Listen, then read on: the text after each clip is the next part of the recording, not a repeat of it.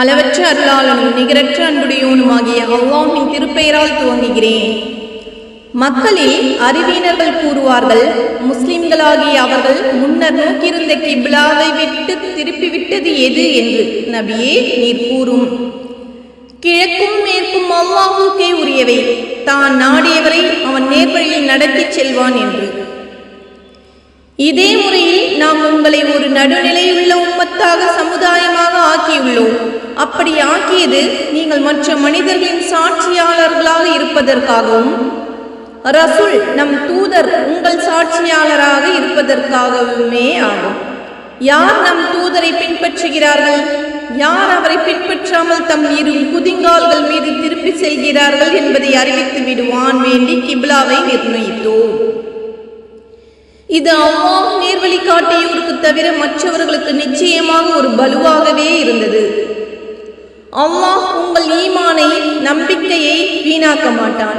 நிச்சயமாக அல்லாஹ் மனிதர்கள் மீது மிக பெரும் கருணை காட்டுபவன், நிகரற்ற அன்புடையவன். நபியே, நாம் முகம் அடிக்கடி வானத்தை நோக்கி காண்கிறோம். எனவே நீர் விரும்பும் கிப்லாவின் பக்கம் உம்மை திடமாக திருப்பி விடுகிறோம்.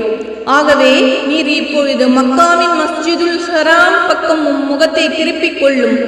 முஸ்லிம்களே, இன்னும் நீங்கள் எங்கிருந்தாலும் தொழுகையின் போது உங்கள் முகங்களை அந்த கிப்லாவின் பக்கமே திருப்பிக் கொள்ளுங்கள். நிச்சயமாக எவர்கள் வேதம் கொடுக்கப்பட்டிருக்கின்றார்களோ அவர்கள் இது அவர்களுடைய இறைவனிடமிருந்து வந்த உண்மை என்பதை நிச்சயமாக அறிவார்கள். அல்லாஹ் அவர்கள் செய்வது பற்றி பராமுகமாக இல்லை. வேதம் கொடுக்கப்பட்டவர்களிடம் நீர் எல்லா விதமான அட்டாட்சிகளையும் கொண்டு வந்த போதிலும் அவர்கள் கிப்லாவை பின்பற்ற மாட்டார்கள். நீரும் அவர்களுடைய கிப்லாவை பின்பற்றுபவர் அல்ல. இன்னும் அவர்களில் சிலர் மற்றவர்களின் கிப்லாவை பின்பற்றுபவர்களும் அல்ல. எனவே இதை பற்றிய ஞானம் உமக்கு கிடைத்த பின் நீர் அவர்களுடைய விருப்பங்களை பின்பற்றி நடப்பீராயின் நிச்சயமாக நீர் அநியாயக்காரர்களில் ஒருவராக இருப்பீர். எவர்களுக்கு நாம் வேதங்களை கொடுத்தோமோ அவர்கள் தம் சொந்த மக்களை அறிவதை போல் இந்த உண்மையை அறிவார்கள். ஆனால் அவர்களில் ஒரு பிரிவினர் நிச்சயமாக அறிந்து கொண்டே உண்மையை மறைக்கின்றனர். கிப்லாவை பற்றிய உண்மை இறைவனிடமிருந்து வந்ததாகும். ஆகவே அதனை சந்தேகிப்போரில் ஒருவராக நீர் ஆகிவிட வேண்டாம். ஒவ்வொரு கூட்டத்தவருக்கும் தொழுகைக்கான ஒரு திசை உண்டு. அவர்கள் அதன் பக்கம் திரும்புபவர்களாக உள்ளனர். நற்செயல்களின் பால் நீங்கள் முந்திக் கொள்ளுங்கள். நீங்கள் எங்கு இருப்பினும் அல்லாஹ் உங்கள் யாவரையும் ஒன்று சேர்ப்பான். நிச்சயமாக அல்லாஹ் எல்லா பொருட்களின் மீதும் பேராற்றல் மிக்கவனாக இருக்கிறான். ஆகவே நபியே, நீர் எங்கிருந்து புறப்பட்டாலும் தொழுகையின் போது முகத்தை புனித பள்ளிவாயிலின் பக்கமே திருப்பிக் கொள்வீராக. நிச்சயமாக இதுதான் இறைவனிடமிருந்து வந்த உண்மை. அல்லாஹ் நீங்கள் செய்பவை பற்றி பராமுகமாக இல்லை. ஆகவே நபியே, நீர் எங்கிருந்து புறப்பட்டாலும் தொழுகையின் போது முகத்தை புனித பள்ளிவாயிலின் பக்கமே திருப்பிக் கொள்ளும். முஃமின்களே, உங்களில் அநியாயக்காரர்களை தவிர மற்ற மனிதர்கள் உங்களுடன் வீண் தர்க்கம் செய்ய இடங்கொடாமல் இருக்கும் பொருட்டு நீங்களும் எங்கே இருந்தாலும் புனித பள்ளியின் பக்கமே உங்கள் முகங்களை திருப்பிக் கொள்ளுங்கள். எனவே அவர்களுக்கு அஞ்சாதீர்கள், எனக்கே அஞ்சுங்கள். இன்னும் என்னுடைய நிஅமத்துகளை, அருட்கொடைகளை உங்கள் மீது முழுமையாக்கி வைப்பதற்கும் நீங்கள் நேர்வழியினை பெறுவதற்கும் பிறருக்கு அஞ்சாது எனக்கே அஞ்சுங்கள். இதே போன்று நாம் உங்களிடையே உங்களிலிருந்து ஒரு தூதரை நம் வசனங்களை உங்களுக்கு எடுத்து ஓதுவதற்காகவும் உங்களை தூய்மைப்படுத்துவதற்காகவும் உங்களுக்கு வேதத்தையும் ஞானத்தையும் கற்றுக் கொடுப்பதற்காகவும் இன்னும் உங்களுக்கு தெரியாமல் இருந்தவற்றை உங்களுக்கு கற்றுக் கொடுப்பதற்காகவும் அனுப்பியுள்ளோம். ஆகவே நீங்கள் என்னை நினைவு கூறுங்கள், நானும் உங்களை நினைவு கூறுவேன். இன்னும் நீங்கள் எனக்கு நன்றி செலுத்துங்கள், எனக்கு மாறு செய்யாதீர்கள். நம்பிக்கை கொண்டோரே, பொறுமையுடனும் தொழுகையுடனும் இறைவனிடம் உதவி தேடுங்கள். நிச்சயமாக அல்லாஹ் பொறுமையுடையவர்களுடன் இருக்கிறான். இன்னும் அல்லாஹ்வின் பாதையில் கொல்லப்பட்டோரை அவர்கள் இறந்து விட்டார்கள் என்று கூறாதீர்கள். அப்படியல்ல, அவர்கள் உயிர் உள்ளவர்கள். எனினும் நீங்கள் இதை உணர்ந்து கொள்ள மாட்டீர்கள். நிச்சயமாக நாம் உங்களை ஓரளவு அச்சத்தாலும் பசியாலும் பொருள்கள், உயிர்கள், விளைச்சல்கள் ஆகியவற்றின் இழப்பினாலும் சோதிப்போம். ஆனால் பொறுமையுடையோருக்கு நபியே, நீர் நன்மாராயம் கூறுவீராக. பொறுமையுடையோராகிய அவர்களுக்கு துன்பம் ஏற்படும் போது நிச்சயமாக நாம் அல்லாஹுக்கே உரியவர்கள், நிச்சயமாக நாம் அவனிடமே திரும்பிச் செல்வோம் என்று கூறுவார்கள். இத்தகையோர் மீதுதான் அவர்களுடைய இறைவனின் நல்லாசியும் நற்கிருபையும் உண்டாகின்றன. இன்னும் இவர்கள்தான் நேர்வழியை அடைந்தவர்கள். நிச்சயமாக சஃபா மர்வா என்னும் மலைகள் அல்லாஹ்வின் அடையாளங்களில் நின்றும் உள்ளன. எனவே எவர் கஃபா என்னும் அவ்வீட்டை ஹஜ் அல்லது உம்ரா செய்வார்களோ அவர்கள் அவ்விரு மலைகளையும் சுற்றி வருதல் குற்றமல்ல. இன்னும் எவன் ஒருவன் உபரியாக நற்கருமங்கள் செய்கிறானோ அவனுக்கு நிச்சயமாக அல்லாஹ் நன்றி எறிதல் காண்பிப்பவனாகவும் அவனுடைய நற்செயல்களை நன்கறிந்தவனாகவும் இருக்கின்றான். நாம் அருளிய தெளிவான அத்தாட்சிகளையும் நேர்வழியையும் அதனை நாம் வேதத்தில் மனிதர்களுக்காக விளக்கிய பின்னரும் யார் மறைக்கின்றார்களோ நிச்சயமாக அவர்களை அல்லாஹ் சபிக்கிறான். மேலும் அவர்களை சபிப்பதற்கு உரிமை உடையவர்களும் சபிக்கிறார்கள். எவர்கள் பாவ மன்னிப்பு தேடி தங்களை திருத்திக் கொண்டு தாங்கள் மறைத்தவற்றை தெளிவுபடுத்திக் கொண்டார்களோ அவர்களை தவிர மற்றவர்கள் சாபத்திற்குரியவர்கள். அவர்களை நான் மன்னித்து விடுகிறேன். நான் மன்னிப்பவனாகவும் கிருபையுடையோனாகவும் இருக்கின்றேன். யார் இவ்வேத உண்மைகளை நிராகரிக்கிறார்களோ இன்னும் நிராகரிக்கும் காஃபிர்களாகவே மறித்தும் விடுகிறார்களோ நிச்சயமாக அவர்கள் மீது அல்லாஹ்வுடைய மலக்குகளுடையவும் மனிதர்கள் அனைவருடையவும் சாபம் உண்டாகும். அவர்கள் அச்சாபத்திலேயே என்றென்றும் இருப்பார்கள். அவர்களுடைய வேதனை லேசாக்கப்பட மாட்டாது. மேலும் மன்னிப்பு கோர அவர்களுக்கு அவகாசமும் கொடுக்கப்பட மாட்டாது. மேலும் உங்கள் நாயன் ஒரே நாயன், அவனை தவிர வேறு நாயன் இல்லை. அவன் அளவற்ற அருளாளன், நிகரற்ற அன்புடையோன். நிச்சயமாக வானங்களையும் பூமியையும் அல்லாஹ் படைத்திருப்பதிலும் இரவும் பகலும் மாறி மாறி வந்து கொண்டிருப்பதிலும் மனிதர்களுக்கு பயன் தருவதை கொண்டு கடலில் செல்லும் கப்பல்களிலும் வானத்தில் இருந்து அல்லாஹ் தண்ணீரை இறக்கி அதன் மூலமாக பூமியை இறந்த பின் அதை உயிர்ப்பிப்பதிலும் அதன் மூலம் எல்லா விதமான பிராணிகளையும் பரவிட்டிருப்பதிலும் காற்றுகளை மாறி மாறி வீச செய்வதிலும் வானத்திற்கும் பூமிக்கும் இடையே கட்டுப்பட்டிருக்கும் மேகங்களிலும் சிந்தித்துணரும் மக்களுக்கு அல்லாஹ்வுடைய வல்லமையையும் கருணையையும் எடுத்துக்காட்டும் சான்றுகள் உள்ளன. அல்லாஹ் அல்லாதவர்களை அவனுக்கு இணையாக வைத்துக் கொண்டு அவர்களை அல்லாஹ்வை நேசிப்பதற்கொப்ப நேசிப்போரும் மனிதர்கள் இருக்கிறார்கள். ஆனால் நம்பிக்கை கொண்டவர்கள் அல்லாஹ்வை நேசிப்பதில் உறுதியான நிலையுள்ளவர்கள். இன்னும் இணை வைக்கும் அக்கிரமக்காரர்களுக்கு பார்க்க முடியுமானால் அல்லாஹ் தரவிருக்கும் வேதனை எப்படி இருக்கும் என்பதை கண்டு கொள்வார்கள். அனைத்து வல்லமையும் அல்லாஹுக்கே சொந்தமானது. நிச்சயமாக தண்டனை கொடுப்பதில் அல்லாஹ் மிகவும் கடுமையானவன் என்பதையும் கண்டு கொள்வார்கள். இத்தவறான வழியில் யாரை பின்பற்றினார்களோ அத்தலைவர்கள் தம்மை பின்பற்றியோரை கைவிட்டு விடுவார்கள். இன்னும் அவர்கள் வேதனையை காண்பார்கள். அவர்களிடையே இருந்தே தொடர்புகள் யாவும் அறுபட்டுவிடும். அத்தலைவர்களை பின்பற்றியவர்கள் கூறுவார்கள், நமக்கு உலகில் வாழ இன்னொரு வாய்ப்பு கிடைக்குமானால் அத்தலைவர்கள் நம்மை கைவிட்டு விட்டதைப் போல் நாமும் அவர்களை கைவிட்டு விடுவோம். இவ்வாறே அல்லாஹ் அவர்கள் செய்த செயல்களை அவர்களுக்கு பெருந்துக்கம் அளிப்பதாக எடுத்து காட்டுவான். அன்றியும் அவர்கள் நரக நெருப்பினின்றும் வெளியேறுகிறவர்களும் அல்லர். மனிதர்களே, பூமியில் உள்ள பொருட்களில் அனுமதிக்கப்பட்டவற்றையும் பரிசுத்தமானவற்றையும் உண்ணுங்கள். ஷைத்தானின் அடிச்சுவடுகளை பின்பற்றாதீர்கள். நிச்சயமாக அவன் உங்களுக்கு பகிரங்கமான பகைவனாவான். நிச்சயமாக அவன் தீயவற்றையும் மானக்கேடானவற்றையும் செய்யும்படியும் அல்லாஹ்வை பற்றி நீங்கள் அறியாததை கூறும்படியும் உங்களை ஏவுகிறான். மேலும் அல்லாஹ் இறக்கி வைத்த வேதத்தை பின்பற்றுங்கள் என்று அவர்களிடம் கூறப்பட்டால் அவர்கள் அப்படியல்ல, எங்களுடைய மூதாதையர்கள் எந்த வழியில் நடக்க கண்டோமோ அந்த வழியையே நாங்களும் பின்பற்றுகிறோம் என்று கூறுகிறார்கள். என்ன, அவர்களுடைய மூதாதையர்கள் எதையும் விளங்காதவர்களாகவும் நேர்வழி பெறாதவர்களாகவும் இருந்தால் கூடவா? அந்த காஃபிர்களுக்கு உதாரணம் என்னவென்றால், ஒரு ஆடு மாடு மேய்ப்பவனின் கூப்பாட்டையும் கூச்சலையும் தவிர வேறெதையும் கேட்டு அறிய இயலாதவை போன்றவர்கள். அவர்கள் செவிடர்களாகவும் ஊமையர்களாகவும் குருடர்களாகவும் இருக்கின்றனர். அவர்கள் எந்த நற்போதனையும் உணர்ந்து கொள்ள மாட்டார்கள். நம்பிக்கை கொண்டவர்களே, நாம் உங்களுக்கு அளித்துள்ளவற்றில் தூய்மையானவற்றையே உண்ணுங்கள். நீங்கள் அல்லாஹ்வையே வணங்குபவர்களாக இருப்பீர்களாயின் அல்லாஹுக்கு நன்றி செலுத்தி வாருங்கள். தானாகவே செத்ததும் இரத்தமும் பன்றியின் மாமிசமும் அல்லாஹ் அல்லாத பெயர் சொல்லப்பட்டதும் ஆகியவைகளை தான் உங்கள் மீது ஹராமாக ஆக்கியிருக்கிறான். ஆனால் எவரேனும் பாவம் செய்யாத நிலையில் வரம்பு மீறாமல் இவற்றை உண்ண நிர்பந்திக்கப்பட்டால் அவர் மீது குற்றமில்லை. நிச்சயமாக அல்லாஹ் கருணை மிக்கோனும் மன்னிப்பவனுமாக இருக்கின்றான்.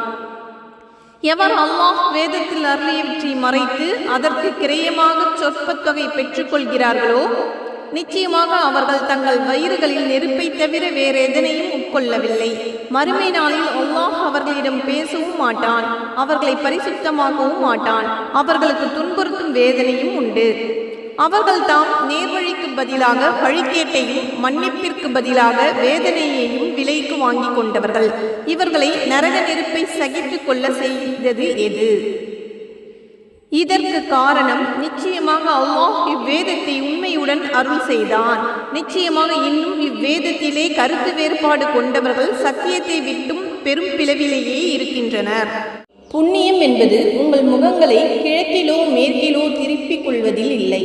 ஆனால் புண்ணியம் என்பது அல்லாஹ்வின் மீதும் இறுதி தீர்ப்பு நாளின் மீதும் மலக்குகளின் மீதும் வேதத்தின் மீதும் நபிமார்கள் மீதும் ஈமான் கொள்ளுதல், தன் பொருளை இறைவன் மேலுள்ள நேசத்தின் காரணமாக பந்துகளுக்கும் அனாதைகளுக்கும் மிஸ்கீன் ஏழைகளுக்கும் வழிபோக்கர்களுக்கும் யாசிப்பவர்களுக்கும் அடிமைகள் கடனாளிகள் போன்றோரின் மீட்புக்காகவும் செலவு செய்தல். இன்னும் தொழுகையை ஒழுங்காக கடைபிடித்து முறையாக ஜகாத் கொடுத்து வருதல், இவையே புண்ணியமாகும். இன்னும் தாம் வாக்களித்தால் தம் வாக்குறுதிகளை நிறைவேற்றுவோரும் வறுமை இழப்பு போன்ற துன்பத்திலும் நோய் நொடிகள் போன்றவற்றின் கஷ்டத்திலும் யுத்த சமயத்திலும் உறுதியுடனும் பொறுமையுடனும் இருப்போரும் தான் நன்னெறியாளர்கள். இன்னும் அவர்கள்தாம் முத்தகீன்கள், பயபக்தியுடையவர்கள். ஈமான் கொண்டோரே, கொலைக்காக பழி தீர்ப்பது உங்கள் மீது விதிக்கப்பட்டுள்ளது. சுதந்திரமுடையவனுக்கு சுதந்திரமுடையவன், அடிமைக்கு அடிமை, பெண்ணுக்கு பெண் இருப்பினும் கொலை செய்த அவனுக்கு அவனது முஸ்லிம் சகோதரன் ஆகிய கொலையுண்டவனின் வாரிசுகளால் ஏதும் மன்னிக்கப்படுமானால் வழக்கமான முறையை பின்பற்றி இதற்காக நிர்ணயிக்கப்பெறும் நஷ்ட ஈட்டை கொலை செய்தவன் பெருந்தன்மையுடனும் நன்றியறிதலுடனும் செலுத்திடல் வேண்டும். இது உங்கள் இறைவனிடமிருந்து கிடைத்த சலுகையும் கிருபையும் ஆகும். ஆகவே இதன் பிறகு உங்களில் யார் வரம்பு மீறுகிறாரோ அவருக்கு கடுமையான வேதனை உண்டு. நல்லறிவாளர்களே, கொலைக்கு பழி தீர்க்கும் இவ்விதியின் மூலமாக உங்களுக்கு வாழ்வுண்டு. இத்தகைய குற்றங்கள் பெருகாமல் நீங்கள் உங்களை தீமைகளில் நின்று காத்து கொள்ளலாம். உங்களில் எவருக்கு மரணம் நெருங்கிவிடுகிறதோ அவர் ஏதேனும் பொருள் விட்டு செல்பவராக இருப்பின் அவர் தம் பெற்றோருக்கும் பந்துகளுக்கும் முறைப்படி வசியத்து மரண சாசனம் செய்வது விதியாக்கப்பட்டிருக்கிறது. இதை நியாயமான முறையில் நிறைவேற்றுவது முத்தகீன்கள் பயபக்தியுடையோர் மீது கடமையாகும். வசியத்தை மரண சாசனத்தை கேட்ட பின்னர் எவரேனும் ஒருவர் அதை மாற்றினால் நிச்சயமாக அதன் பாவமெல்லாம் யார் அதை மாற்றுகிறார்களோ அவர்கள் மீதே சாரும். நிச்சயமாக அல்லாஹ் யாவற்றையும் கேட்பவனாகவும் அறிபவனாகவும் இருக்கின்றான். ஆனால் வசியத்து செய்பவரிடம் பாரபட்சம் போன்ற தவறோ அல்லது மனமுரண்டான அநீதமோ இருப்பதை அஞ்சி ஒருவர் சம்பந்தப்பட்டவர்களிடையே சமாதானம் செய்து அந்த வசியத்தை சீர் செய்தால் அப்படி செய்பவர் மீது குற்றமில்லை. நிச்சயமாக அல்லாஹ் மன்னிப்பவனாகவும் நிகரற்ற அன்புடையோனுமாகவும் இருக்கிறான். ஈமான் கொண்டோர்களே, உங்களுக்கு முன் இருந்தவர்கள் மீது நோன்பு விதிக்கப்பட்டிருந்தது போல் உங்கள் மீதும் அது விதிக்கப்பட்டுள்ளது. அதன் மூலம் நீங்கள் இறையச்சமுடையோர் ஆகலாம். இவ்வாறு விதிக்கப்பெற்ற நோன்பு சில குறிப்பிட்ட நாட்களில் கடமையாகும். ஆனால் அந்நாட்களில் உங்களில் எவரேனும் நோயாளியாகவோ அல்லது பயணத்திலோ இருந்தால் அவர் அக்குறிப்பிட்ட நாட்களின் நோன்பை மற்ற நாட்களில் கணக்கிட்டு நோற்றுவிடவும். எனினும் அதற்கு சக்தி பெற்றிருப்போர் அதற்கு பரிகாரமாக ஒரு ஏழைக்கு உணவளிக்க வேண்டும். எனினும் எவரேனும் உபரியாக நன்மை செய்தால் அது அவருக்கு நல்லது. ஆயினும் நீங்கள் நோன்பின் பலனை அறிவீர்களானால் நீங்கள் நோன்பு நோற்பதே உங்களுக்கு நன்மையாகும். ரமலான் மாதம் எத்தகையது என்றால் அதில்தான் மனிதர்களுக்கு முழுமையான வழிகாட்டியாகவும் தெளிவான சான்றுகளை கொண்டதாகவும் நன்மை தீமைகளை பிரித்தறிவிப்பதுமான அல் குர்ஆன் இறக்கி அருளப் பெற்றது. ஆகவே உங்களில் எவர் அம்மாதத்தை அடைகிறாரோ அவர் அம்மாதம் நோன்பு நோக்க வேண்டும். எனினும் எவர் நோயாளியாகவோ அல்லது பயணத்திலோ இருக்கிறாரோ அவர் அக்குறிப்பிட்ட நாட்களின் நோன்பை பின்வரும் நாட்களில் நோக்க வேண்டும். அல்லாஹ் உங்களுக்கு இலகுவானதை நாடுகிறானே தவிர உங்களுக்கு சிரமமானதை அவன் நாடவில்லை. குறிப்பிட்ட நாட்கள் நோன்பில் விட்டுப்பட்டு போனதை பூர்த்தி செய்யவும் உங்களுக்கு நேர்வழி காட்டியதற்காக அல்லாஹ்வின் மகத்துவத்தை நீங்கள் போற்றி நன்றி செலுத்துவதற்காகவுமே அல்லாஹ் இதன் மூலம் நாடுகிறான். நபியே, என் அடியார்கள் என்னை பற்றி உம்மிடம் கேட்டால், நிச்சயமாக நான் சமீபமாகவே இருக்கிறேன். பிரார்த்தனை செய்பவரின் பிரார்த்தனைக்கு அவர் பிரார்த்தித்தால் விடையளிக்கிறேன். அவர்கள் என்னிடமே பிரார்த்தித்து கேட்கட்டும், என்னையே நம்பட்டும், அப்பொழுது அவர்கள் நேர்வழியை அடைவார்கள் என்று கூறுவீராக. நோன்பு கால இரவில் நீங்கள் உங்கள் மனைவியருடன் கூடுவது உங்களுக்கு அனுமதிக்கப்பட்டுள்ளது.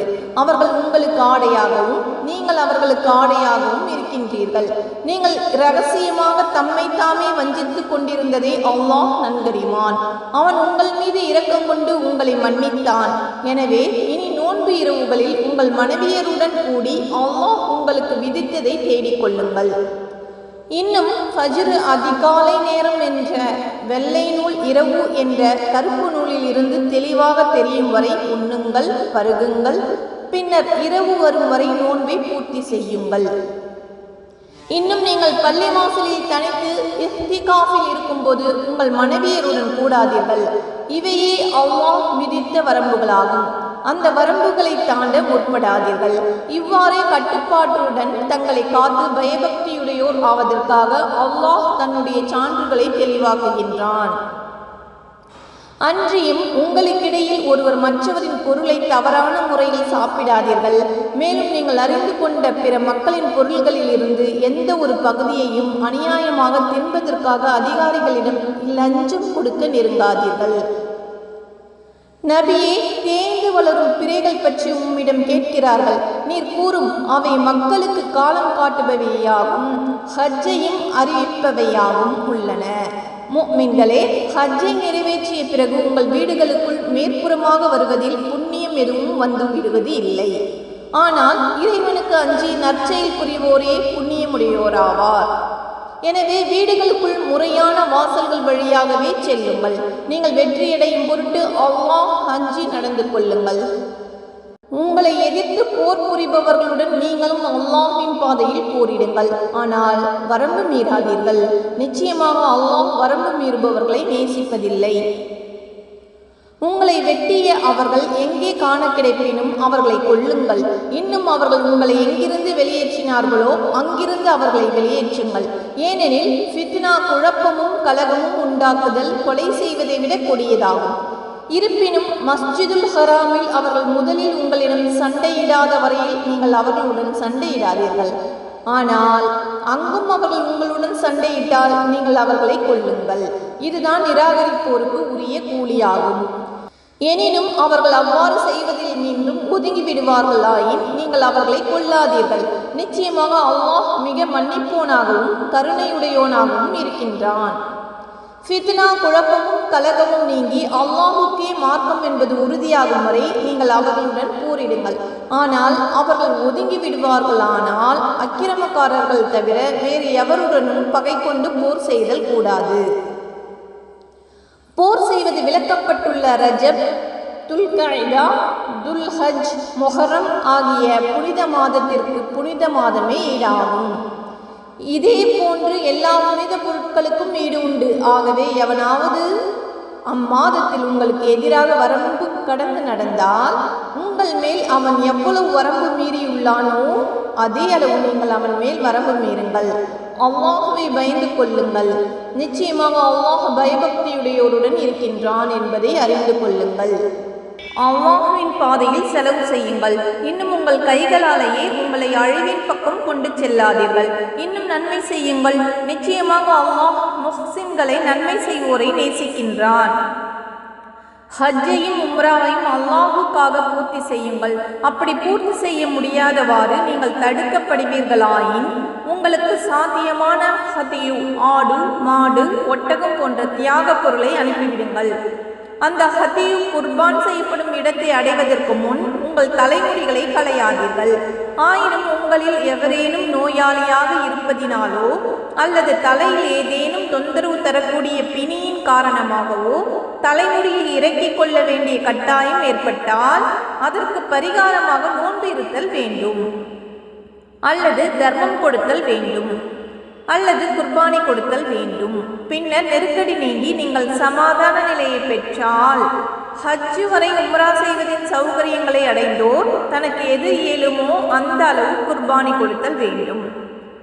அவ்வாறு குர்பானி கொடுக்க சாத்தியமில்லையாயின் ஹஜ்ஜு செய்யும் காலத்தில் 3 நாட்களும் பின்னர் தம் ஊர் திரும்பியதும் 7 நாட்களும் ஆக பூரணமாக 10 நாட்கள் நோன்பு நோற்றல் வேண்டும். இந்த சலுகையானது எவருடைய குடும்பம் மஸ்ஜிதுல் ஹராமின் பக்கத்தில் இல்லையோ அவருக்குத்தான். ஆகவே அல்லாஹ்வை பயந்து கொள்ளுங்கள். நிச்சயமாக அல்லாஹ் வேதனை கொடுப்பதில் கடுமையானவன் என்பதை அறிந்து கொள்ளுங்கள். ஹஜ்ஜிக்குரிய காலம் குறிப்பிடப்பட்ட மாதங்களாகும். எனவே அவற்றில் எவரேனும் இஹ்ராம் அணிந்து ஹஜ்ஜை தம் மீது கடமையாக்கி கொண்டால் ஹஜ்ஜின் காலத்தில் சம்போகம், கெட்ட வார்த்தைகள் பேசுதல், சச்சரவு ஆகியவை செய்தல் கூடாது. நீங்கள் செய்யும் ஒவ்வொரு நன்மையையும் அல்லாஹ் அறிந்தவனாகவே இருக்கிறான். மேலும் ஹஜ்ஜுக்கு தேவையான பொருட்களை சித்தப்படுத்தி வைத்துக் கொள்ளுங்கள். நிச்சயமாக இவ்வாறு சித்தப்படுத்தி வைப்பவற்றுள் மிகவும் ஹைரானது, நன்மையானது தக்வா எனும் பயபக்தியே ஆகும். எனவே நல்லறிவுடையோரே, எனக்கே பயபக்தியுடன் நடந்து கொள்ளுங்கள். ஹஜ்ஜின் போது உங்கள் இறைவனுடைய அருளை நாடுதல், அதாவது வியாபாரம் போன்றவற்றின் மூலமாக நேர்மையான பலன்களை அடைதல் உங்கள் மீது குற்றமாகாது. பின்னர் அரஃபாத்தில் இருந்து திரும்பும்போது மஷ்அருல் ஹராம் என்னும் தலத்தில் அல்லாஹ்வை திக்ரு தியானம் செய்யுங்கள். உங்களுக்கு அவன் நேர்வழி காட்டியது போல் அவனை நீங்கள் திக்ரு செய்யுங்கள். நிச்சயமாக நீங்கள் இதற்கு முன் வழி தவறியவர்களில் இருந்தீர்கள். பிறகு நீங்கள் மற்ற மனிதர்கள் திரும்புகின்ற முஸ்தலிஃபா என்னும் இடத்தில் இருந்து நீங்களும் திரும்பிச் செல்லுங்கள். அங்கு, அதாவது மினாவில் அல்லாஹ்விடம் மன்னிப்பு கேளுங்கள். நிச்சயமாக அல்லாஹ் மிக்க மன்னிப்போனாகவும் மிக்க கருணையுடையோனாகவும் இருக்கின்றான். ஆகவே உங்களுடைய ஹஜ்ஜி கிரியைகள் முடித்ததும் நீங்கள் இதற்கு முன்னர் உங்கள் தந்தையரை நினைவு கூர்ந்து சிறப்பித்ததை போல் இன்னும் அழுத்தமாக அதிகமாக அல்லாஹ்வை நினைவு கூர்ந்து திக்ரு செய்யுங்கள். மனிதர்களில் சிலர் எங்கள் இறைவனே, இவ்வுலகிலேயே எல்லாவற்றையும் எங்களுக்கு தந்துவிடு என்று கூறுகிறார்கள். இத்தகையோருக்கு மறுமையில் யாதொரு நற்பாக்கியமும் இல்லை. இன்னும் அவர்களில் சிலர், ரப்பனா, எங்கள் இறைவனே, எங்களுக்கு இவ்வுலகில் நற்பாக்கியங்களை தந்தருள்வாயாக, மறுமையிலும் நற்பாக்கியங்களை தந்தருள்வாயாக, இன்னும் எங்களை நரக நெருப்பின் வேதனையில் இருந்தும் காத்தருள்வாயாக என கேட்போரும் அவர்களில் உண்டு. இம்மை மறுமை இரண்டிலும் நற்பேறுகளை கேட்கின்ற அவர்களுக்குத்தான் அவர்கள் சம்பாதித்த நற்பாக்கியங்கள் உண்டு. தவிர அல்லாஹ் கணக்கெடுப்பதில் மிக தீவிரமானவன். குறிப்பிடப்பட்ட நாட்களில் அல்லாஹ்வை திக்ரு செய்யுங்கள். எவரும் மினாவில் இருந்து 2 நாட்களில் விரைந்து விட்டால் அவர் மீது குற்றமில்லை. யார் 1 நாள் அதிகமாக தங்குகிறாரோ அவர் மீதும் குற்றமில்லை. இது இறைவனை அஞ்சிக் கொள்வோருக்காக கூறப்படுகிறது. அல்லாஹ்வை நீங்கள் அஞ்சிக் கொள்ளுங்கள். நீங்கள் நிச்சயமாக அவனிடத்திலே ஒன்று சேர்க்கப்படுவீர்கள் என்பதையும் அறிந்து கொள்ளுங்கள். நபியே, மனிதர்களில் ஒருவன் இருக்கின்றான். உலக வாழ்க்கை பற்றி அவன் பேச்சு உம்மை ஆச்சரியத்தில் ஆழ்த்தும். தன் இருதயத்தில் உள்ளது பற்றி சத்தியம் செய்து அல்லாஹ்வையே சாட்சியாக கூறுவான். உண்மையில் அத்தகையவன்தான் உம்முடைய கொடிய பகைவனாவான். அவன் உம்மை விட்டு திரும்பியதும் பூமியில் கலகத்தை உண்டாக்கவே முயல்வான். விளைநிலங்களையும் கால்நடைகளையும் அழிக்க முயல்வான். கலகத்தை அல்லாஹ் விரும்புவதில்லை. அல்லாஹுக்கு அஞ்சிக் கொள்ளுங்கள் என்று அவனிடம் சொல்லப்பட்டால் ஆணவம் அவனை பாவத்தின் பக்கமே இழுத்து செல்கிறது. அவனுக்கு நரகமே போதுமானது. நிச்சயமாக அந்நரகமானது தங்கும் இடங்களில் மிக கெட்டதாகும். இன்னும் அல்லாஹின் திருப்பொருத்தத்தை நாடி தன்னையே தியாகம் செய்பவனும் மனிதர்களில் இருக்கிறான். அல்லாஹ் இத்தகைய தன் நல்லடியார்கள் மீது அளவற்ற அன்புடையவனாக இருக்கின்றான். நம்பிக்கை கொண்டவர்களே, நீங்கள் தீனுல் இஸ்லாத்தில் முழுமையாக நுழைந்து விடுங்கள். தவிர ஷைத்தானுடைய அடிச்சுவடுகளை நீங்கள் பின்பற்றாதீர்கள். நிச்சயமாக அவன் உங்களுக்கு பகிரங்கமான பகைவனாவான். தெளிவான அத்தாட்சிகள் உங்களிடம் வந்த பின்னரும் நீங்கள் சருகி விடுவீர்களானால் நிச்சயமாக அல்லாஹ் வலிமை மிக்கவன், பேரறிவாளன் என்பதை அறிந்து கொள்ளுங்கள். அல்லாஹுவையும் அவனுடைய மலக்குகளும் மேக நிழல்களின் வழியாக தண்டனையை கொண்டு வந்து அவர்களுடைய காரியத்தை தீர்த்து வைத்தல் வேண்டும் என்பதை தவிர வேறு எதனையும் ஷைத்தானின் அடிச்சுவட்டை பின்பற்றுவோர் எதிர்பார்க்கிறார்களா? மறுமையில் அவர்களுடைய சகல காரியங்களும் அல்லாஹ்விடமே அவன் தீர்ப்புக்கு கொண்டு வரப்படும். நபியே, இஸ்ராயேலின் சந்ததிகளிடம் யகூதிகளிடம் நீர் கேளும், நாம் எத்தனை தெளிவான அத்தாட்சிகளை அவர்களிடம் அனுப்பினோம் என்று. அல்லாஹ்வின் அருள்கொடைகள் தம்மிடம் வந்த பின்னர் யார் அதை மாற்றுகிறார்களோ அத்தகையோருக்கு தண்டனை கொடுப்பதில் நிச்சயமாக அல்லாஹ் கடுமையானவன். நிராகரிப்போருக்கு காஃபிர்களுக்கு இவ்வுலக வாழ்க்கை அழகாகப்பட்டுள்ளது. இதனால் அவர்கள் ஈமான் நம்பிக்கை கொண்டோரை ஏளனம் செய்கிறார்கள். ஆனால் பயபக்தியுடைய ஒரு மறுமையில் அவர்களை விட உயர்ந்த நிலையில் இருப்பார்கள். இன்னும் அல்லாஹ் தான் நாடுவோருக்கு கணக்கின்றி கொடுப்பான். ஆரம்பத்தில் மனிதர்கள் ஒரே கூட்டத்தினராகவே இருந்தனர். அல்லாஹ் நல்லோருக்கு நன்மாரையும் கூறுவோராகவும் தீயோருக்கு அச்சமூட்டி எச்சரிக்கை செய்வோராகவும் நபிமார்களை அனுப்பி வைத்தான். அத்துடன் மனிதர்களிடையே ஏற்படும் கருத்து வேறுபாடுகளை தீர்த்து வைப்பதற்காக அவர்களுடன் உண்மையுடைய வேதத்தையும் இறக்கி வைத்தான். எனினும் அவ்வேதம் கொடுக்கப்பட்டவர்கள் தெளிவான ஆதாரங்கள் வந்த பின்னரும் தம்மிடையே உண்டான பொறாமை காரணமாக மாறுபட்டார்கள். ஆயினும் அல்லாஹ் அவர்கள் மாறுபட்டு புறக்கணித்து விட்ட உண்மையின் பக்கம் செல்லுமாறு ஈமான் கொண்டோருக்கு தன் அருளினால் நேர்வழி காட்டினான். இவ்வாறே அல்லாஹ் தான் நாடியோரை நேர்வழியில் செலுத்துகின்றான். உங்களுக்கு முன்னே சென்று போனவர்களுக்கு ஏற்பட்ட சோதனைகள் உங்களுக்கு வராமலேயே சொர்க்கத்தை அடைந்து விடலாம் என்று நீங்கள் எண்ணுகிறீர்களா? அவர்களை வறுமை, பிணி போன்ற கஷ்டங்களும் துன்பங்களும் பீடித்தன. அல்லாஹின் உதவி எப்பொழுது வரும் என்று தூதரும் அவரோடு ஈமான் கொண்டவர்களும் கூறும் அளவுக்கு அவர்கள் அலைக்கழிக்கப்பட்டார்கள். நிச்சயமாக அல்லாஹின் உதவி சமீபத்திலேயே இருக்கிறது என்று நாம் ஆறுதல் கூறினோம். அவர்கள் உம்மிடம் கேட்கிறார்கள், எதை யாருக்கு செலவு செய்ய வேண்டும் என்று. நீர் கூறும், நன்மையை நாடி நல்ல பொருள் எதை நீங்கள் செலவு செய்தாலும் அதை தாய் தந்தையருக்கும் நெருங்கிய உறவினர்களுக்கும் அனாதைகளுக்கும் மிஸ்கின் ஏழைகளுக்கும் வழிபோக்கர்களுக்கும் கொடுங்கள். மேலும் நீங்கள் நன்மையான எதை செய்தாலும் நிச்சயமாக அல்லாஹ் அதை அறிந்து தக்க கூலி தருபவனாக இருக்கிறான். போர் செய்தல் அது உங்களுக்கு வெறுப்பாக இருப்பினும் உங்கள் நலன் கருதி உங்கள் மீது விதிக்கப்பட்டுள்ளது. நீங்கள் ஒரு பொருளை வெறுக்கலாம், ஆனால் அது உங்களுக்கு நன்மை பயப்பதாக இருக்கும். ஒரு பொருளை நீங்கள் விரும்பலாம், ஆனால் அது உங்களுக்கு தீமை பயப்பதாக இருக்கும்.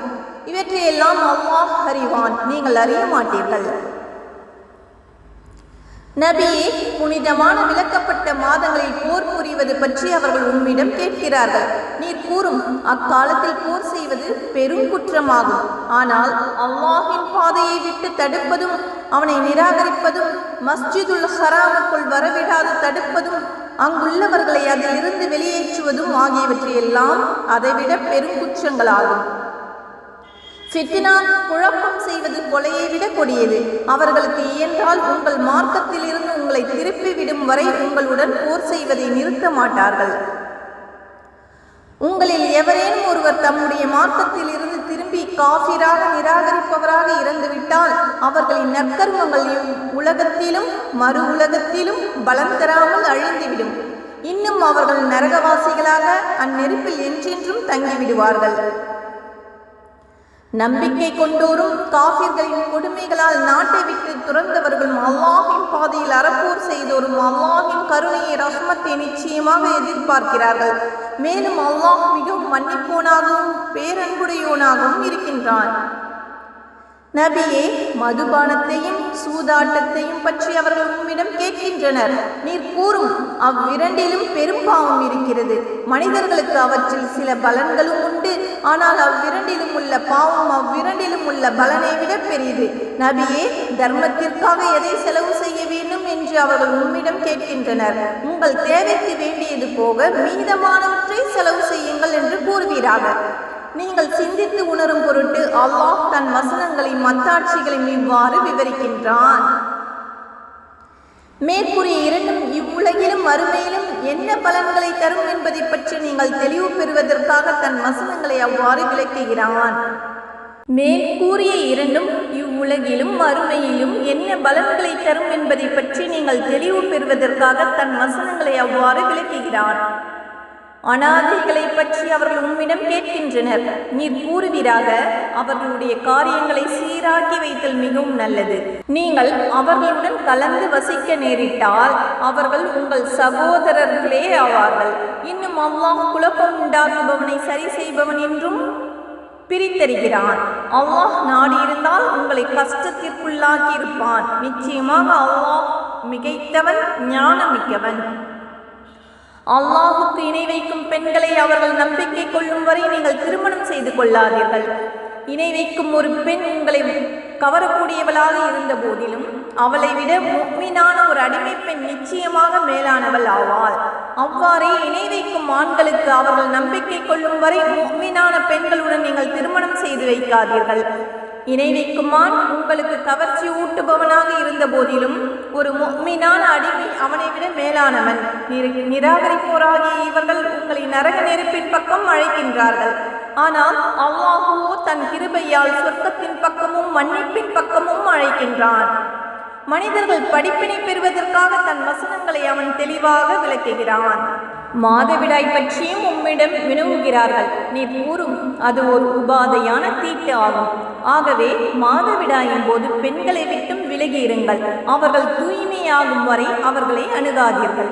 அவர்கள் தூய்மை அடைந்த பின் அல்லாஹ் எப்படி கட்டளையிட்டிருக்கின்றானோ அதன்படி அவர்களிடம் செல்லுங்கள். பாவங்களை விட்டு மீள்பவர்களை நிச்சயமாக அல்லாஹ் நேசிக்கிறான். இன்னும் தூய்மையாக இருப்போரையும் நேசிக்கின்றான். உங்கள் மனைவியர் உங்கள் விளைநிலங்கள் ஆவார்கள்.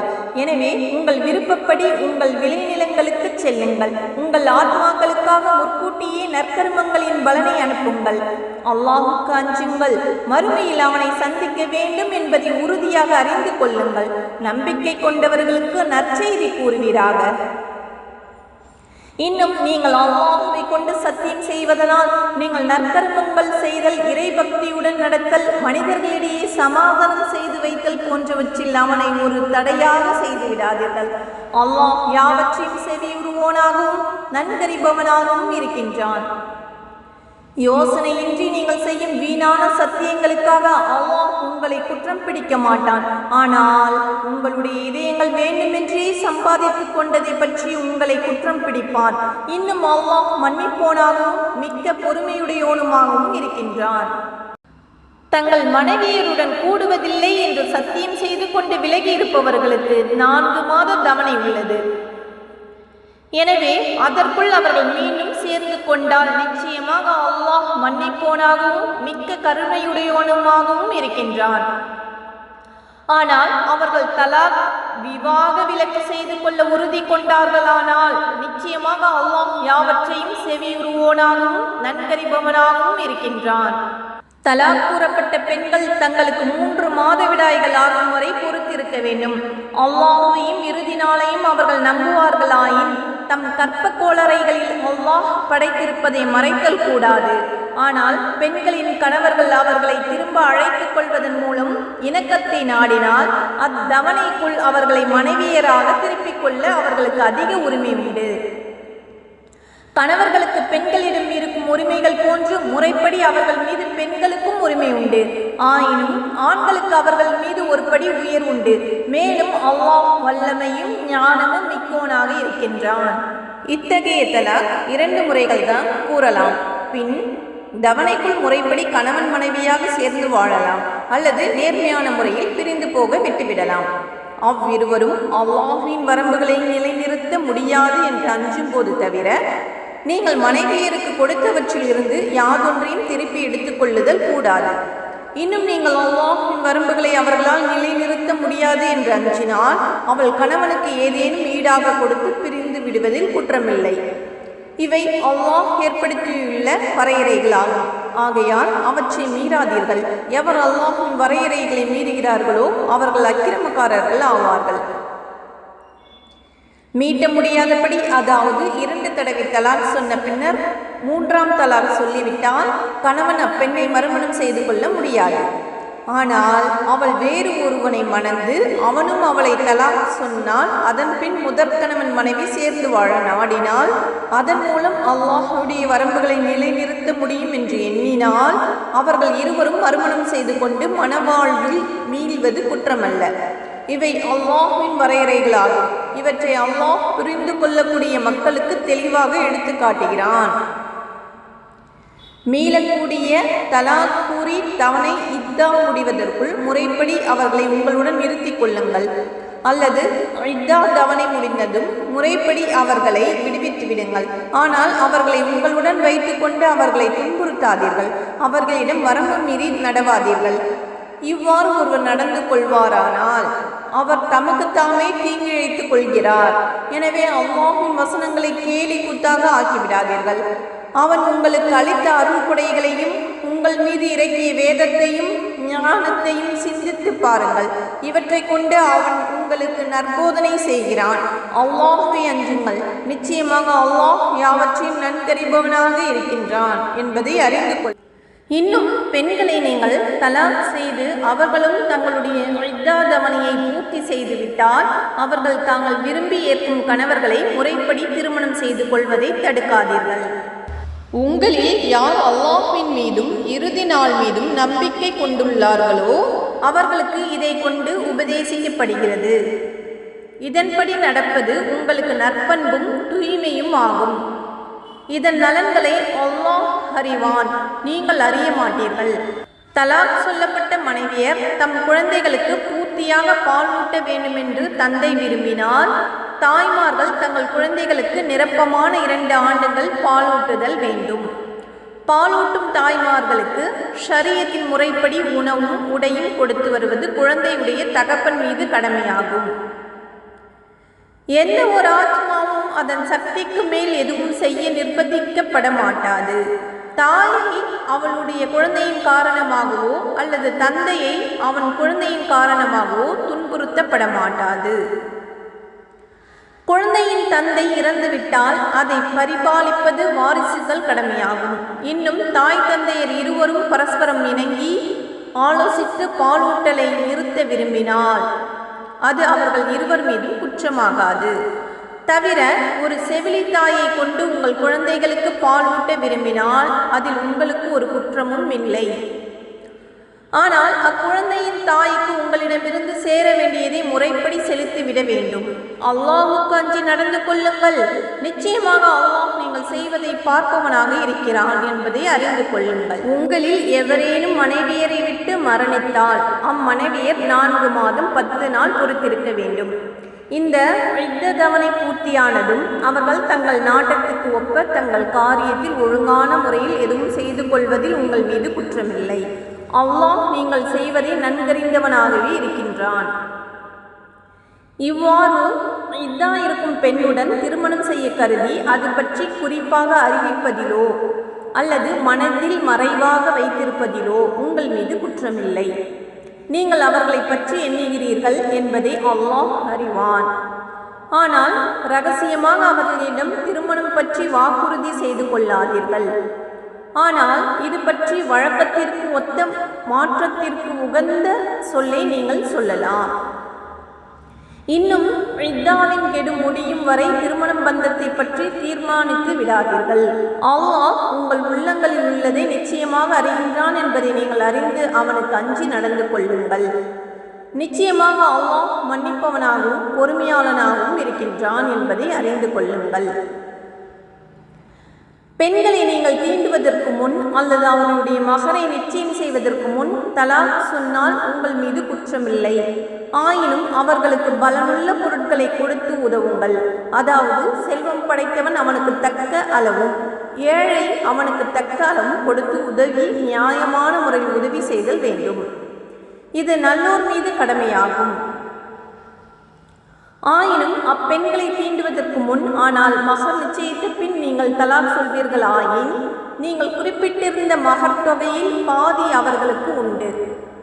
அப்பெண்களோ அல்லது எவர் கையில் அத்திருமணம் பற்றிய பிடி இருக்கிறதோ அவர்களோ முழுமையும் மன்னித்து விட்டாலன்றி, ஆனால் இவ்விஷயத்தை விட்டு கொடுப்பது தக்வாவுக்கு பயபக்தி மிக்க நெருக்கமானதாகும். இன்னும் உங்களுக்கிடையே ஒருவருக்கொருவர் உபகாரம் செய்து கொள்வதையும் மறவாதீர்கள். நிச்சயமாக அல்லாஹ் நீங்கள் செய்வதை பார்த்து கூலி கொடுப்பவனாக இருக்கின்றான். தொழுகைகளை குறிப்பாக நடுத்தொழுகையை பேணிக் கொள்ளுங்கள். தொழுகையின் போது அல்லாஹ் முன்னிலையில் உள்ளச்சப்பாட்டுடன் நில்லுங்கள். ஆயினும் பகைவர்களையோ அல்லது வேறு எதையுமோ கொண்டு நீங்கள் பயப்படும் நிலையில் இருந்தால் நடந்து கொண்டோ அல்லது சவாரி செய்து கொண்டோ ஆகிலும் தொழுது கொள்ளுங்கள். பின்னர் நீங்கள் அச்சம் தீர்ந்ததும் நீங்கள் அறியாமல் இருந்ததை அவன் உங்களுக்கு அறிவித்ததை போன்று நிறைவுடன் தொழுது அல்லாஹ்வை நினைவு கூறுங்கள். உங்களில் எவரேனும் மனைவியரை விட்டு இறக்கும் நிலையில் இருப்பார்களானால் தங்கள் மனைவியருக்கு ஓராண்டு வரை உணவு, உடை போன்ற தேவைகளை கொடுத்து ஆதரித்து வீட்டை விட்டு அவர்கள் வெளியேற்றப்படாதபடி வாரிசுகளுக்கு அவர்கள் மரண சாசனம் கூறுதல் வேண்டும். ஆனால் அப்பெண்கள் தாங்களே வெளியே சென்று முறைப்படி தங்கள் காரியங்களை செய்து கொண்டார்களானால் அதில் உங்கள் மீது குற்றமில்லை. மேலும் அல்லாஹ் வல்லமையுடையவனும் அறிவாற்றல் உடையோனும் ஆவான். மேலும் தலாக் கொடுக்கப்பட்ட பெண்களுக்கு நியாயமான முறையில் சம்ரட்சணை பெறுவதற்கு பாக்கியம் உண்டு. இது முத்தகீன்கள் பயபக்தி உடையவர்கள் மீது கடமையாகும். நீங்கள் தெளிவாக உணர்ந்து அதன்படி நடந்து வருமாறு அல்லாஹ் உங்களுக்கு தன்னுடைய வசனங்களை இவ்வாறு விளக்குகிறான்.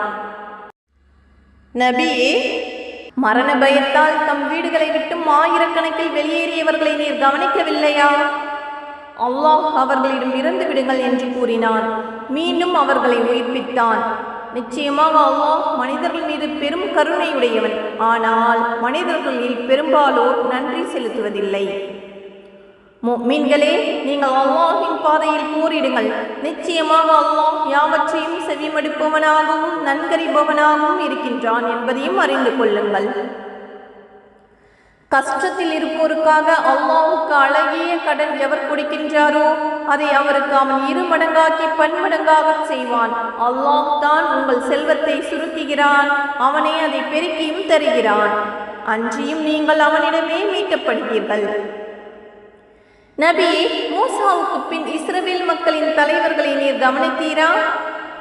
அவர்கள் தம் நபியிடம், நாங்கள் அல்லாஹ்வின் பாதையில் போரிடுவதற்காக ஓர் அரசனை ஏற்படுத்துங்கள் என்று கூறியபோது, அவர் போர் செய்தல் உங்கள் மீது கடமையாக்கப்பட்டால் நீங்கள் போரிடாமல் இருந்து விடுவீர்களா என்று கேட்டார். அதற்கு அவர்கள், எங்கள் மக்களையும் எங்கள் வீடுகளையும் விட்டு நாங்கள் வெளியேற்றப்பட்ட பின் அல்லாஹ்வின் பாதையில் நாங்கள் போரிடாமல் இருக்க எங்களுக்கு என்ன வந்தது என கூறினார்கள். எனினும் போரிடுமாறு அவர்களுக்கு கட்டளையிடப்பட்ட பொழுதோ அவர்களில் ஒரு சிலரை தவிர மற்றெல்லோரும் புறமுதுகு காட்டி திரும்பிவிட்டனர். இவ்வாறு அக்கிரமம் செய்வோரை அல்லாஹ் நன்கறிவான். அவர்களுடைய நபி அவர்களிடம், நிச்சயமாக அல்லாஹ் தாலூத்தை உங்களுக்கு அரசனாக அனுப்பியிருக்கின்றான் என்று கூறினார். அதற்கு அவர்கள், எங்கள் மீது அவர் எப்படி அதிகாரம் செலுத்த முடியும்? அதிகாரம் செலுத்த அவரை விட நாங்கள் தாம் தகுதியுடையவர்கள். மேலும் அவருக்கு திரண்ட செல்வமும் கொடுக்கப்படவில்லையே என்று கூறினார்கள்.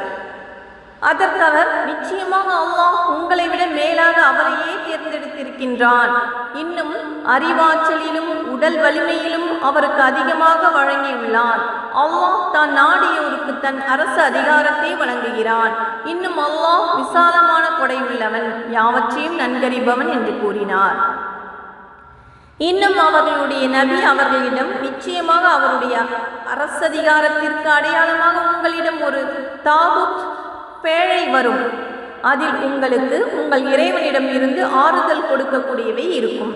இன்னும் மூசாவின் சந்ததியினரும் ஹாரூனின் சந்ததியினரும் விட்டு சென்றவற்றின் மீதும் உள்ளவையும் இருக்கும். அதை மலக்குகள் வானவர்கள் சுமந்து வருவார்கள். நீங்கள் முஃமின்களாக இருப்பின் நிச்சயமாக இதில் உங்களுக்கு அத்தாட்சி இருக்கின்றது என்று கூறினார். பின்னர் தாலூத் படைகளுடன் புறப்பட்ட போது அவர், நிச்சயமாக அல்லாஹ் உங்களை வழியில் ஒரு ஆற்றை கொண்டு சோதிப்பான். யார் அதிலிருந்து நீர் அருந்துகின்றாரோ அவர் என்னை சேர்ந்தவர் அல்ல. தவிர ஒரு சிரங்கை தண்ணீர் தவிர யார் அதில் நின்றும் அதிகமாக நீர் அருந்தவில்லையோ நிச்சயமாக அவர் என்னை சார்ந்தவர் என்று கூறினார். அவர்களில் ஒரு சிலரை தவிர பெரும்பாலோர் அதிலிருந்து அதிகமாக நீர் அருந்தினார்கள். பின்னர் தாலூத்தும் அவருடன் ஈமான் கொண்டோரும் ஆற்றை கடந்ததும் ஒரு சிறங்கைக்கும் அதிகமாக நீர் அருந்தியோர் ஜாலுத்துடனும் அவன் படைகளுடனும் இன்று போர் செய்வதற்கு எங்களுக்கு வலுவில்லை என்று கூறிவிட்டனர். ஆனால் நாம் நிச்சயமாக அல்லாஹ்வை சந்திப்போம் என்று உறுதி கொண்டிருந்தோர் எத்தனையோ சிறு கூட்டத்தார்கள் பெருங்கூட்டத்தாரை அல்லாஹ்வின் அருள்மிக்க அனுமதி கொண்டு வென்றிருக்கின்றார்கள். மேலும் அல்லாஹ் பொறுமையாளர்களுடன் இருக்கின்றான் என்று கூறினார்கள். மேலும் ஜாலூத்தையும் அவன் படைகளையும் களத்தில் சந்திக்க அவர்கள் முன்னேறி சென்றபோது, எங்கள் இறைவா, எங்களுக்கு பொறுமையை தந்தருள்வாயாக, எங்கள் பாதங்களை உறுதியாக்குவாயாக, காஃபிரான இம்மக்கள் மீது நாங்கள் வெற்றியடைய உதவி செய்வாயாக என கூறி பிரார்த்தனை செய்தனர். இவ்வாறு இவர்கள் அல்லாஹ்வின் அருள்மிக்க அனுமதி கொண்டு ஜாலூத்தின் படையை முறியடித்தார்கள். தாவூது ஜாலூத்தை கொன்றார். அல்லாஹ் தாவூத்துக்கு அரசுரிமையையும் ஞானத்தையும் கொடுத்தான். தான் விரும்பியவற்றையெல்லாம் அவருக்கு கற்பித்தான். இவ்விதமாக அல்லாஹ் மக்களில் நன்மை செய்யும் ஒரு கூட்டத்தினரை கொண்டு தீமை செய்யும் மற்றொரு கூட்டத்தினரை தடுக்காவிட்டால் உலகம் சீர்கெட்டிருக்கும். ஆயினும் நிச்சயமாக அல்லாஹ் அகிலத்தார் மீது பெரும் கருணையுடையவனாக இருக்கின்றான். நபியே, இவை அல்லாஹ்வின் வசனங்களாகும். இவற்றை நாம் உண்மையை கொண்டு உமக்கு ஓதி காண்பிக்கின்றோம். நிச்சயமாக நீர் நம்மால் அனுப்பப்பட்ட தூதர்களில் ஒருவர் தாம். Like, share, subscribe.